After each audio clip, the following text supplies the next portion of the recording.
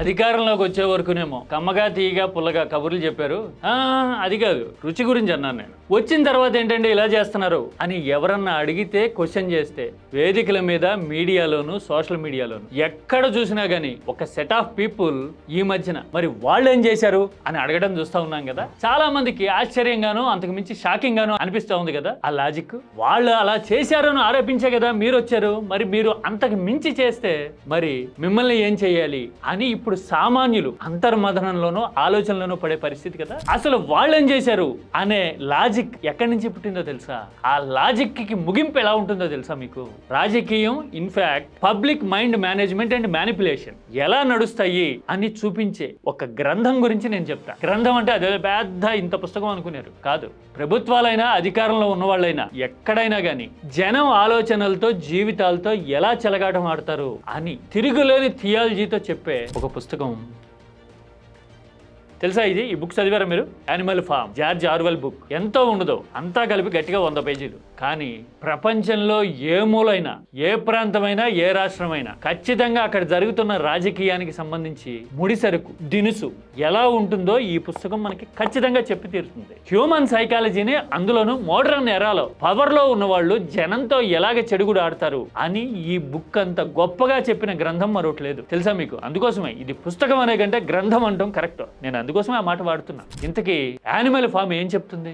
Animal form మన కళ్ళ ముందు ఎలా కనపడుతుందో తెలుసా మీకు? నేను ఎక్కువ టైం తీసుకోను, ఒక 6-7 సీన్లు చెప్తా మీకు. అవి చూస్తే గనక ఆర్వెల్ అప్పుడే చెప్పాడా అచ్చా క్లైమాక్స్ ఇలా ఉంటుందా అని అనిపిస్తుంది. ఈ బుక్ ఆధారంగా ఇప్పటికీ కొన్ని 100 పుస్తకాలు వచ్చుంటాయి, అంతకంటే ఎక్కువ సినిమాలు కూడా వచ్చుంటాయి ఇదే థీమ్తో. తెలుసా మీకు? మన సిస్టమ్ అర్థం కావాలంటే, మనం ఎలాంటి పరిస్థితుల్లోకి జారిపోతున్నాం, ముందు ముందు ఎలాంటి పరిణామాలు ఉంటాయి అనేది తెలియాలంటే యానిమల్ ఫామ్ మనకు అర్థం కావాలి.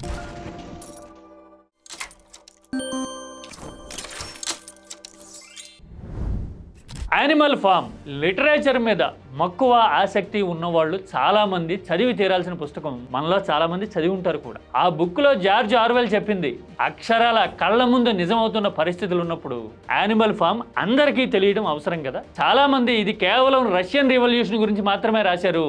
ఎప్పుడో 1917లో వచ్చిన రివల్యూషన్ ఆ తర్వాత ఎలా డీట్రాక్ అయిపోయింది అనే విషయం గురించి రాశారు ఇది అంటారు. అంతకంటే కూడా అధికారంలో ఉన్న వాళ్ళు ఎవరైనా సరే గద్దెన ఎక్కే వరకు ఎలా మాట్లాడతారు, వన్స్ కుర్చీలోకి వచ్చిన తర్వాత ఏం చేస్తారు, ఈ రెండిటికి మధ్య ఎంత తేడా ఉంటుంది అని కళ్ళకు కట్టినట్టుగా ఆధారాలతో సహా మనస్తత్వాన్ని విశ్లేషించి డిఫైన్ చేసి మన ముందు నిలబెడుతుంది ఈ పుస్తకం. ఇందులో స్టెప్ బై స్టెప్ అందరికీ అర్థమయ్యేలాగా నేను కొన్ని సీన్లు చెప్తా. ఇదంతా ఒక యానిమల్ ఫామ్, జంతువులకి సంబంధించిన ఫామ్ లో జరుగుతుంది. పందులు ఇందులో ముఖ్యమైన క్యారెక్టర్లు. ఒక ఓల్డ్ పిగ్, ఆయన పేరు మేజర్. ఆయన చెప్తూ ఉంటాడు, మనం నిరంతరం ఇంత యాతన పడతా ఉన్నాం, కష్టపడతా ఉన్నాం యజమాని కోసం, తీరా చూస్తే మన బతుకులు ఇలా మిగిలిపోయినాయి. మన బతుకులు మారాలంటే, మన జీవితాలని మనమే రాసుకోవాలి అంటే గనక విప్లవం ఒకటే మార్గం, విప్లవం సాధిద్దాం, తిరగబడదాం అని చెప్పి వాళ్ళందరినీ ఎనర్జైజ్ చేస్తాడు.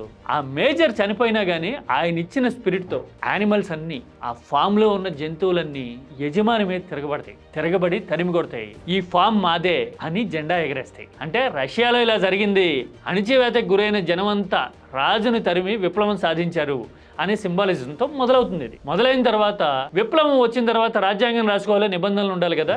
అందుకోసమే 7 కమాండ్మెంట్స్ అని నిబంధనల పట్టిక రాసుకుంటారు. మరి అసలు రివల్యూషన్ తేవడానికి కారణమైంది మేజర్, ఒక పంది కాబట్టి.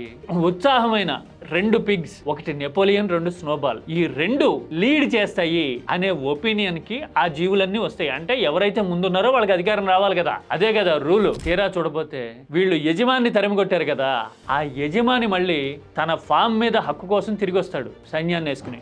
ఆ సైన్యాన్ని కూడా ఈ 2 పిగ్స్ లో ఆ స్నోబాల్ అనే పిగ్ తెలివిగా స్ట్రాటజిక్ గా ఈ జంతువులన్నింటినీ లీడ్ చేసి ఓడిస్తుంది మళ్ళీ. అంటే ఈ ఫామ్ వీళ్ళదే అయిపోయింది. ఇది 2వ స్టేజ్. ఇక తిరగలేదు వీళ్ళ అధికారానికి. ఇక్కడే అసలు కథ మొదలవుతుంది. ఫామ్ అంతా మన చేతిలోకి వచ్చింది.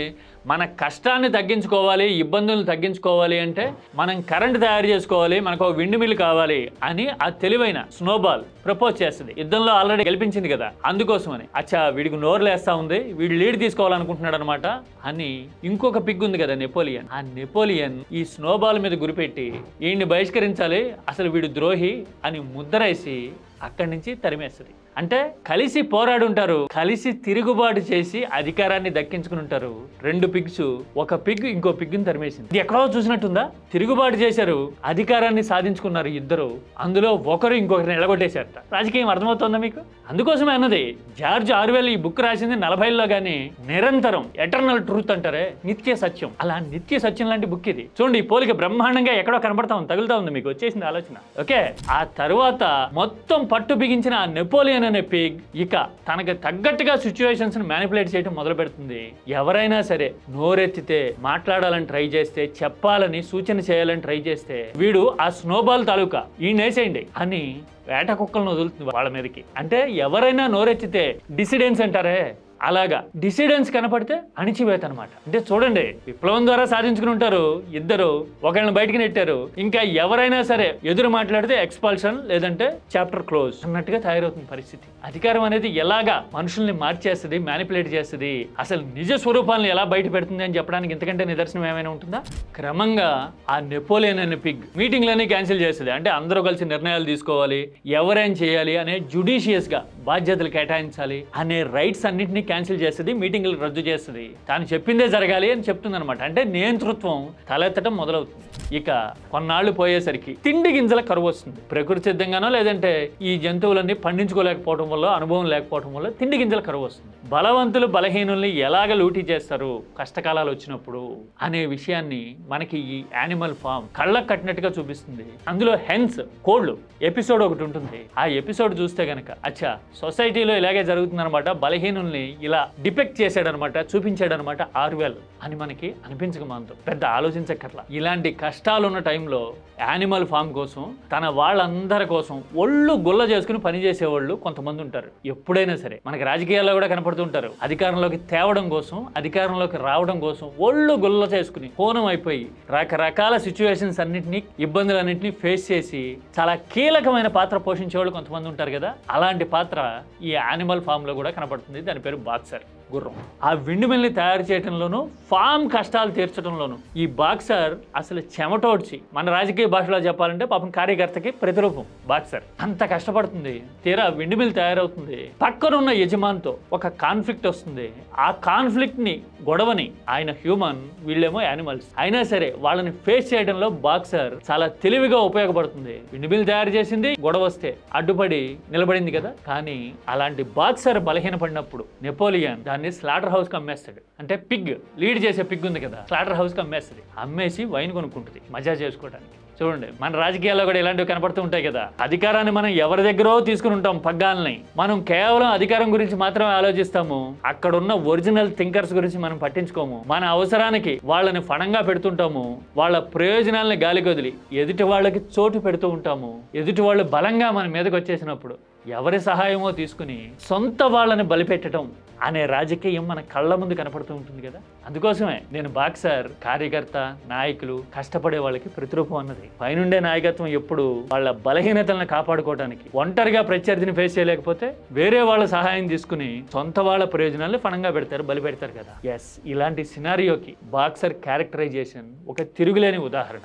ఇలా మొత్తం నమ్ముకున్న వాళ్ళని కానీ, ఎదురు తిరిగిన వాళ్ళని కానీ ఏదో రకంగా అలాగే సైలెంట్ చేసేసిన తర్వాత చివరి ఎపిసోడ్లో అధికారం నగ్న స్వరూపం ఎలా ఉంటుందో ఆర్వెల్ చూపిస్తాడు. పందులు 2 కాళ్ళ మీద నడవడం మొదలు పెడతాయి, అంటే హ్యూమన్స్ లా ఉండాలని. అంతకుముందు యజమాని తరిమి కొట్టినాయి కదా, ఆ యజమాని వాడిన బట్టలన్నింటినీ అవి వేసుకుంటూ ఉంటాయి. యజమాని తరహాలో వైన్ తాగుతూ మజా చేయడం మొదలవుతుంది.